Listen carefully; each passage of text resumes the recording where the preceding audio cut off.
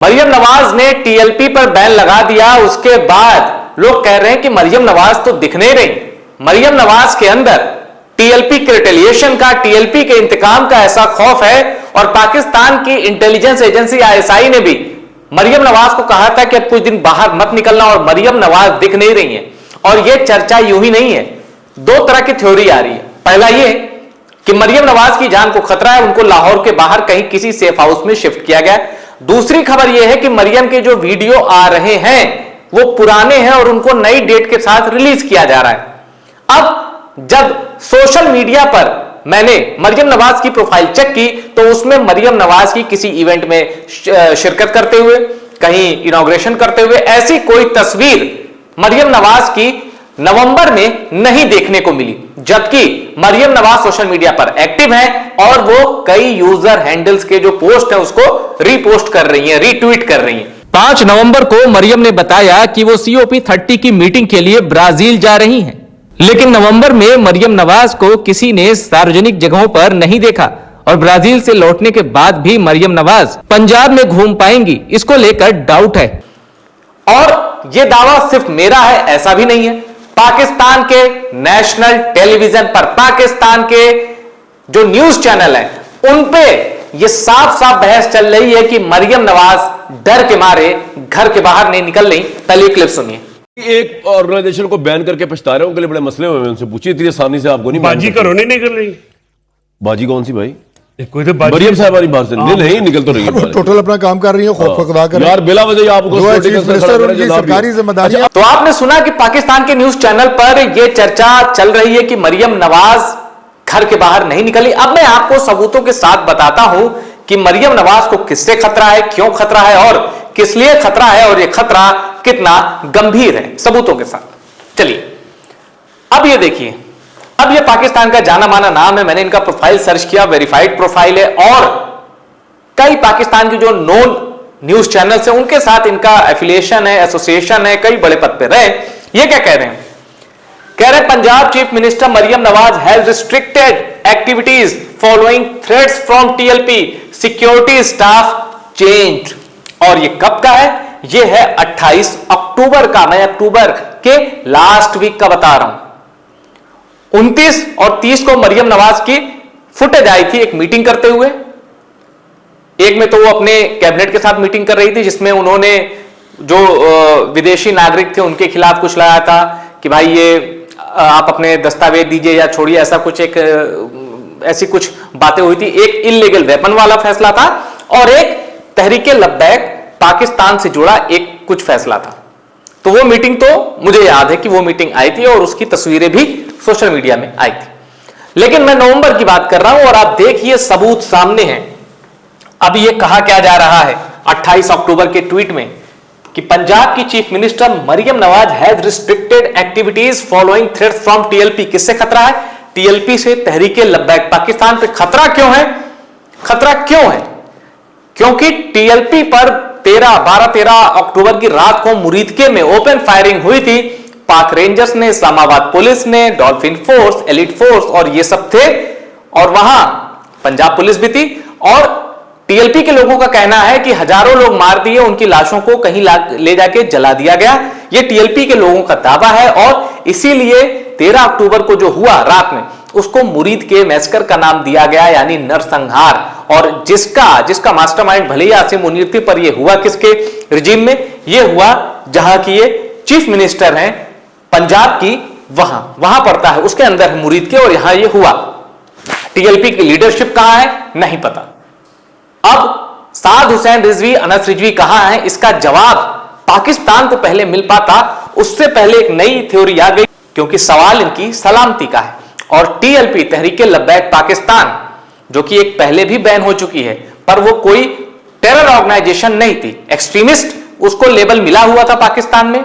कई बार violent clash भी हुआ, पर टीएलपी का कोई आर्म्ड ग्रुप नहीं था, आर्म्ड विंग नहीं थी। और वो पाकिस्तान की सरकार के खिलाफ चूंकि एक सियासी जमात भी थी तो प्रोटेस्ट वगैरह करते थे। पर जैसे ये जमात-उद-दावा, लश्कर, हिजबुल मुजाहिदीन, ये सब है, इस कैटेगरी में पाकिस्तान ने भले ही टीएलपी को डाल दिया हो, क्योंकि बैन लगा दिया, वो उसी कैटेगरी में आ गए, लेकिन टीएलपी की ऐसी हिस्ट्री नहीं थी जैसा मैंने बाकी संगठनों के नाम लेकर बताया, और टीएलपी का क्लैश की हिस्ट्री रही है पाकिस्तान के रिजीम से, पाकिस्तान की सिक्योरिटी फोर्सेस से। पर इस बैन के बाद और मुरीद के मैसेकर के बाद टीएलपी से जुड़े लोगों का हौसला जो है वो डगमगा गया। वो ये कह रहे हैं कि हम तो प्रोटेस्ट कर रहे थे, हमारे पास कोई वेपन नहीं थे, हम तो रात में सो रहे थे, हमारे ऊपर गोलियां क्यों दाग दी गई। सवाल आज तक टीएलपी वाले पूछ रहे हैं, दो सवाल, हमें यह बताओ कि हमारी लीडरशिप कहां गई। टीएलपी के लोग ये दो सवाल पूछ रहे हैं। दूसरा सवाल टीएलपी वाले पूछ रहे हैं कि हमें यह बताओ गोलियां क्यों दागी गई। इन दोनों सवालों का जवाब इनके पास नहीं है, उल्टा टीएलपी पर लगा दिया गया बैन ताकि सवाल भी पूछने वाला कोई ना रहे। अब उस बैन के बाद टीएलपी के लोग, टीएलपी के जुड़े वर्कर इंतकाम की आग में झुलस रहे हैं। अब जब आप किसी के संगठन को, किसी स्ट्रक्चर को पूरी तरीके से निस्तनाबूद करने का एक प्लान बनाते हैं, उसको एग्जीक्यूट करते हैं, तो रिटेलिएशन होना स्वाभाविक है। अब मरियम नवाज को टीएलपी से डर लग रहा है कि कहीं टीएलपी का कोई वर्कर इनके ऊपर अटैक ना कर दे, और पाकिस्तान में आईएसआई जो है, इंटर सर्विसेज इंटेलिजेंस, उसको ऐसा इनपुट मिला है कि टीएलपी कुछ बड़ा प्लान कर सकती है। टीएलपी मतलब टीएलपी की लीडरशिप नहीं, टीएलपी से जुड़े कोई वर्कर, वो लोन वुल्फ अटैक भी हो सकता है, वो किसी का अपने मकसद से रिटेलिएशन भी हो सकता है। पर इतना तय है कि मरियम नवाज की सिक्योरिटी को लेकर खतरा था, और यह भी हो सकता है कि अटैक कोई और करे, नाम टीएलपी का लग जाए। तो कुल मिलाके दांव पर मरियम नवाज की जान थी। अब मरियम नवाज जिनके पंजाब में, जिनके मुरीदके में सैकड़ों हजारों मार दिए गए, तब ऐसे एक्टिविटीज रिस्ट्रिक्शन नहीं हुआ, लेकिन जब इनकी जान पे आई तो पूरा पाकिस्तान अलर्ट हो गया, क्योंकि भाई नवाज शरीफ की बिटिया है। अब मैं आपको आगे बताता हूं कि आखिर कैसे 13 अक्टूबर के बाद मरियम नवाज का पूरा जो रूटीन है वो चेंज हुआ। इनफैक्ट ये कहां है ये भी कहना मुश्किल है। अब देखिए, एक ये शख्स है, अब ये न्यूज है, जाफरान गिलगिती इनका नाम बताया जाता है, got arrested for saying there should be someone like Mumtaz Qadri in Maryam Nawaz and Shahbaz Sharif security team. अब देखिए, इससे पहले एक चीज गौर करिएगा, security staff change. Maryam Nawaz ने अपना पूरा सिक्योरिटी स्टाफ, या उनकी स्क्रूटनी हुई है कि कौन सिक्योरिटी स्टाफ कहां सा है, उसका पॉलिटिकल एफिलिएशन क्या है, उसका रिलीजियस एफिलिएशन क्या है, किस रिलीजियस ग्रुप से है। इसलिए हुआ है कि टीएलपी जो है वो पंजाब में बड़ी पॉपुलर, बहुत पॉपुलर, चुनाव लड़ती थी तो तीसरे नंबर पे, और रिलीजियस एक धार्मिक संगठन भी था, मजहबी जमात भी थी, और सियासी जमात भी थी। और पंजाब में टीएलपी मरियम नवाज यानी इनकी जो पार्टी है पीएमएलएन, उसकी चूल्हे हिला दे रही थी। पीएमएलएन के वोट बहुत तेजी से टीएलपी खा रही थी, और टीएलपी बहुत तेजी से बढ़ भी रही थी। तो मरियम नवाज ने सिक्योरिटी स्टाफ इसलिए चेंज किया कि कहीं उसमें टीएलपी से जुड़ा कोई ना हो, क्योंकि टीएलपी से जुड़ा रहेगा तो सेंटिमेंट का मामला हो जाएगा, और सेंटिमेंट का मामला हो जाएगा तो इन पे अटैक भी हो सकता है। अब देखिए, ये एक शख्स है, ये क्या कह रहे हैं, इनको पाकिस्तान में अरेस्ट किया गया, इनका नाम ये है, ये कह रहे थे कि there should be someone like Mumtaz Qadri in Maryam Nawaz and Shahbaz Sharif security. Mumtaz Qadri factor पर मैंने एक वीडियो बनाया था, लेकिन जिन लोगों को नहीं पता मैं आपको बता दूं कि मुमताज कादरी पाकिस्तान में एक कमांडो थे जो पंजाब के गवर्नर सलमान तासीर की सुरक्षा में लगे थे। 28 गोलियां मारी थी मुमताज कादरी ने सलमान तासीर को, पंजाब के गवर्नर को। क्यों? क्योंकि सलमान तासीर ने ब्लास्फेमी से जुड़ा, यानी जिसको ईश निंदा कहते हैं, उससे जुड़ा जो पाकिस्तान में कानून है उसको बेकार बताया था। और एक आसिया बीबी थी जिनके ऊपर ब्लास्फेमी का केस चल रहा था, ईश निंदा का केस चल रहा था। सलमान तासीर पर आरोप लगा कि उन्होंने आसिया बीबी का सपोर्ट किया था। इससे नाराज होकर सलमान तासीर के बॉडीगार्ड मुमताज कादरी ने उनको मार दिया। मुमताज कादरी को इस घटना के करीब 5 साल बाद फांसी हो गई, और पाकिस्तान की कोर्ट ने मुमताज कादरी को टेररिस्ट बताया, उनको फांसी देकर मार दिया गया। लेकिन टीएलपी से जुड़े लोगों के लिए, इनफैक्ट पाकिस्तान में एक बहुत बड़ी जमात ऐसी है जो मुमताज कादरी को हीरो मानती है।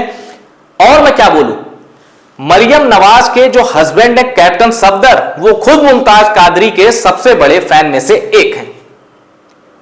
तो इसीलिए ये जो शख्स है इसने सोशल मीडिया पे लिख दिया कि मरियम नवाज या शहबाज शरीफ की सिक्योरिटी में से कोई मुमताज कादरी भी होना चाहिए। इनका इशारा यह था कि सिक्योरिटी से जुड़ा ही कोई आदमी मरियम नवाज या नवाज शरीफ पर, माफ कीजिएगा शहबाज शरीफ पर, क्योंकि वो पीएम है ये सीएम है, चाचा भतीजी, इन पर अटैक कर दे। तो इनको गिरफ्तार कर लिया गया। यानी मरियम नवाज को महसूस हो गया इंटेलिजेंस इनपुट के आधार पर भी, और जो लोग अपना गुस्सा सोशल मीडिया पर दिखा रहे थे, मरियम नवाज को महसूस हो गया कि हां उनको एक सीरियस थ्रेट है। और अब जो एक्टिविटीज है, जो पब्लिक गैदरिंग है, जो मीटिंग है और बाकी दौरे जो हैं, बाकी सिटी विजिट है, उसको रिस्ट्रिक्ट करना पड़ेगा। अब मैं आपको बताता हूं तीसरा सबूत कि आखिर टीएलपी की आड़ में मरियम नवाज और पंजाब हुकूमत ने पाकिस्तान में कितनी बड़ी प्लानिंग की है। आप समझिए कि असली खेल क्या है। असली खेल मैं आपको समझाता हूं। यहां आप देख सकते हैं कि मरियम नवाज ने एक पोस्ट को शेयर किया है, रीपोस्ट, मतलब इस भाई ने कुछ लिखा, असद आर चौधरी, तो इन जनाब ने कुछ लिखा और 4 नवंबर को मरियम नवाज ने कुछ रीपोस्ट किया है। अब वो क्या लिखा है जरा उसको मैं ट्रांसलेट करके इसको ट्रांसलेट करता हूं और आपको बताता हूं उन्होंने क्या लिखा। Register all imams of mosque in Punjab and start receiving an immediate monthly stipend, stipend वजीफा होता है, of 25,000 immediately. Registration of imams in Punjab, immediate payment of stipends and the process of digital mapping of mosques and madrasas has started ongoing. Mosques will now be public trust. खेल समझ गए आप? मस्जिदों का संचालन पाकिस्तान में अब सरकार ले रही है पब्लिक ट्रस्ट के नाम पर। भाई जब ये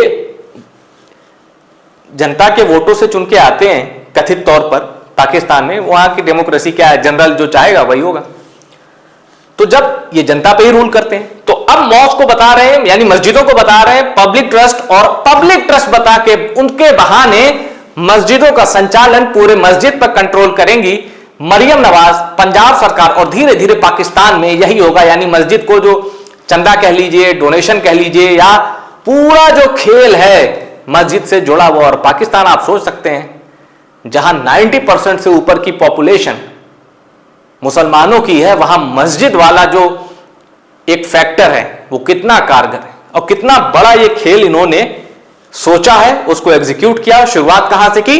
टीएलपी पर बैन लगाकर। और टीएलपी की पहले जो मस्जिद है, टीएलपी से जुड़े मदरसे हैं, उनको इन्होंने किसी और को देखरेख के लिए दे भी दिया है, और अब ये आ रही है कि मस्जिद सरकार के कंट्रोल में रहेगी। और अब देखिए उसी पोस्ट पर क्या कमेंट आया है, the dreams of controlling mosque will never come true in shame, इंशाल्लाह those who try to bring mosque under government control will end up trailing behind Imran Khan to Adiala. Adiala एक जेल है रावलपिंडी की, जहां भुट्टो को एग्जीक्यूट किया गया था, मुमताज कादरी को भी रखा गया था, तो अभी इमरान खान वहां पे है। अब ये कह रहे हैं कि मरियम नवाज और पंजाब की जो सरकार है उनका सपना कभी पूरा नहीं हो पाएगा मस्जिदों पर कंट्रोल करने का, और अगर ऐसा हुआ तो वो जेल में पाई जाएंगी।